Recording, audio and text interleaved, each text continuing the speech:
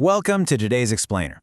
You know, the FIFA World Cup isn't just a tournament, right? It's a literal cultural touchstone that manages to completely freeze time for billions of people. Today, we're going to be tracing its insane century-long evolution. We're talking about going from a localized, frankly logistical nightmare back in 1930 all the way to the massive, multi-nation absolute spectacle that it is today. So, let's jump right into it. Okay, let's dive into this. 13. Just 13 teams. Now, in our modern era of massive global qualifiers, that number seems impossibly, almost ridiculously small. But think about it. Back in 1930, when FIFA held the inaugural World Cup down in Uruguay, just securing teams was a massive hurdle. I mean, only 4 European nations were actually willing to endure this grueling 3-week transatlantic boat trip just to compete. Ultimately, the host nation Uruguay ended up lifting the trophy right in front of their absolutely ecstatic home fans. And well, that basically planted the seed for the global obsession we know today.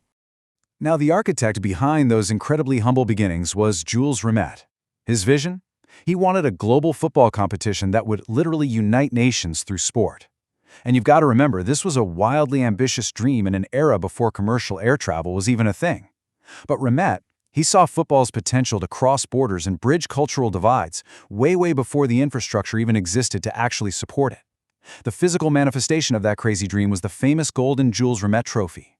And get this, it literally had to be hidden in a shoebox, shoved under a bed during World War II just to keep it safe. That little trophy became the ultimate symbol of this huge unifying vision. Moving on to Part 1, Eras of Iconic Legends and Building a Global Phenomenon.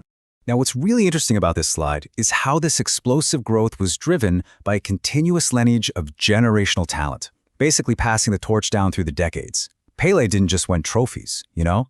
Those iconic yellow kits of the 1970 Brazilian squad brought Ginga to the very first globally televised color broadcasts, like it completely changed how we saw the game. Then along came Maradona, writing these unbelievable, almost mythic individual narratives in '86, which then paved the way for absolute master tacticians like Zidane, and of course the relentless record-breaking modern era of Messi and Cristiano Ronaldo. As the talent evolved, the broadcast expanded, and the audience grew from thousands to literally billions. All right, that brings us to Part 2, the massive 2026 tournament and a historic scale. So, the 2026 edition is completely rewriting the playbook, kicking off on June 11th and just hurtling toward that epic July 19th finale. This isn't just a longer tournament window. No, it's an absolute marathon, featuring a record-breaking 104 matches. For those 5 weeks, the entire global sporting calendar effectively just freezes. And this brilliantly illustrates just how staggering that leap in scale really is. I mean, look at this. We've gone from a localized 13-team gathering in a single country all the way to a sprawling 48-team behemoth. 2026 marks the very first time 3 nations, the USA, Canada, and Mexico, are sharing hosting duties. They're managing continent-wide travel schedules, drastically different climate zones, the whole shebang. It is a logistical undertaking unlike absolutely anything the sport has ever seen. When you really step back and trace that incredible 100-year trajectory, going from literally a handful of teams traveling for weeks by steamship to this massive tri-nation spectacle broadcast to half the planet, well, one thing becomes crystal clear. The World Cup has firmly cemented itself as the absolute ultimate dream for every single player who laces up a pair of boots. Against all odds, Jules Rimet's crazy, impossible vision actually worked.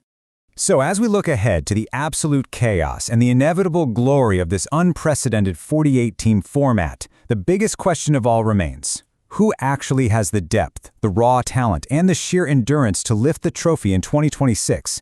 Are we going to see a traditional powerhouse reign supreme, or is this expanded format going to crown a brand new champion? Drop your predictions in the comments below. I really want to know what you guys think.